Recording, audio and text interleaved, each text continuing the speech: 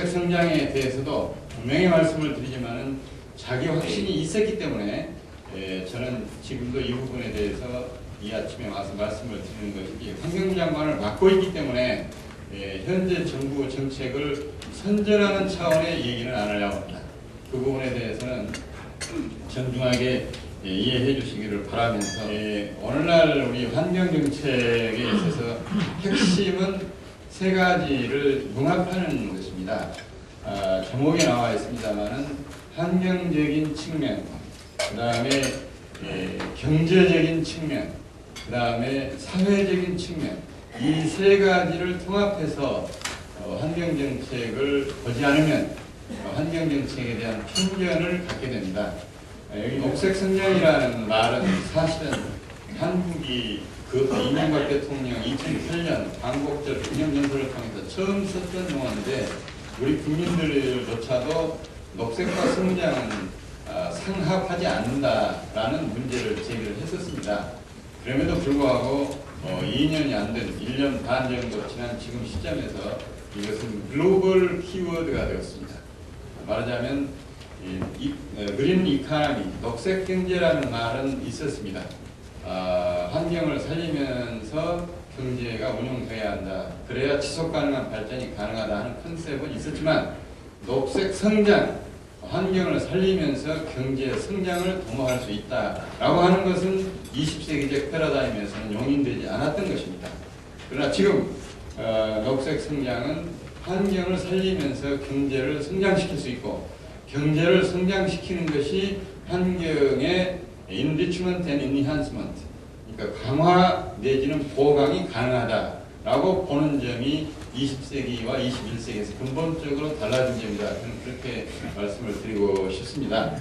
그러면 이것을 실질적인 내용으로 풀어볼 경우에 환경이나 또는 생태의 효율성, 경제에 있어서 필요한 오염과 훼손, 이 관계에서 효율성은 극대화시키고 오염과 훼손은 극소화시키는 방안으로 경제 성장을 도모할 수 있다라고 하는 얘기가 되겠습니다.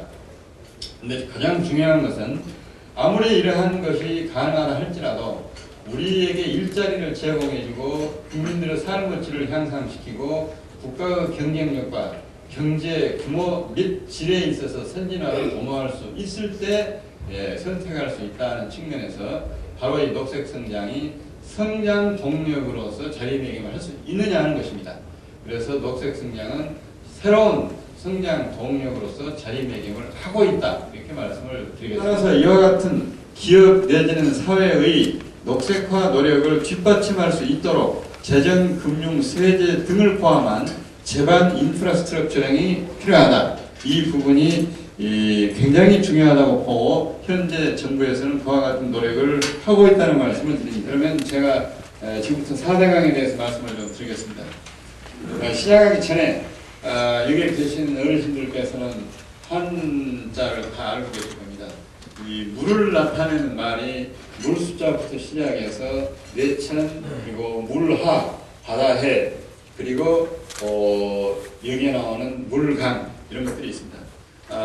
자연 시스템에 의해서 물이 모여서 천이 되고, 천이 모여서 하가 되고, 하가 만나는 것이 해가 되겠습니다. 여기에 이음새 역할을 해주는 부분이 강인데, 강은 물수 플러스 엔지니어링을 의미하는 공, 이렇게 되어 있습니다. 그래서 강이라고 하는 것은 인간이 문명을 발전시키는 과정에서 어떻게 물을 활용했는가 하는 것을 간접적으로 나타내주는, 세계 4대 문명 발상기 하나가 황하 문명이기 때문에 한자의 이임이 반영된 거 아닌가, 그런 생각을 저는 합니다. 강은 따라서 손을 대지 말라라고 하는 것은 강이 아닙니다. 이 부분은 전제해놓고 제가 말씀을 드리겠습니다. 우리나라가 물 부족 국가냐 아니냐는 논란이 많이 일고 있습니다. 물 부족 국가이면 이 4대강 사업을 해야 되고, 물 부족 국가가 아니면 안 해도 되느냐 하는 시각은 아닙니다. 왜냐하면 물이 부족하든 안 부족하든 간에 기후변화 때문에 예전에 볼 수 없었던, 지금까지 어떤 통계치를 가지고도 예측이 불가능한 호우, 폭우, 그리고 태풍, 또 가뭄, 우리에게 다가올 것입니다. 이미 중국의 중서부 지방에 예전에 볼 수 없던 가뭄이 닥쳐가지고 지금 이재민이 5천만 명이 넘습니다. 얼마 전에 신문을 보신 분들은 구두가 다 들어갈 만큼 깊게 패어버리는 가뭄의 강들을 보셨을 겁니다. 그래서 짐승들이 물을 못 먹어가지고 소, 양을 비롯해서 가축들이 다 죽어가고 있는 것이 현재 중국의 중서부 지방입니다. 이와 같은 현실 예전에 없었습니다. 예전에 없었기 때문에 중국 정부도 대응을 못했습니다. 또 기억을 하실 겁니다. 2004년, 5년 그때에 유럽의 혹서기가 여름에 닥쳤습니다. 여러분이 아시겠지만 프랑스 같은 나라는 여름철에 에어컨이 필요가 없는 나라에서 프랑스 주택에는 에어컨이 안 붙어 있습니다. 그런데 갑작스럽게 40도가 넘는 혹서가 일주일 10일 지속되어 버리기 때문에 적응하지 못했던 노인들이 12,000명이 그에 사망했습니다. 이와 같은 이것은 무엇을 말해주느냐? 기후변화라고 하는 것은 지금까지의 통계치를 가지고 예측할 수 없는 돌발 현상이 언제든지 우리 근처에서 발생할 수 있다는 겁니다. 이 부분을 전제로 하지 않고 과거의 통계치를 가지고 이래서 된다 안 된다고 하는 것은 이미 이 역사학자 중에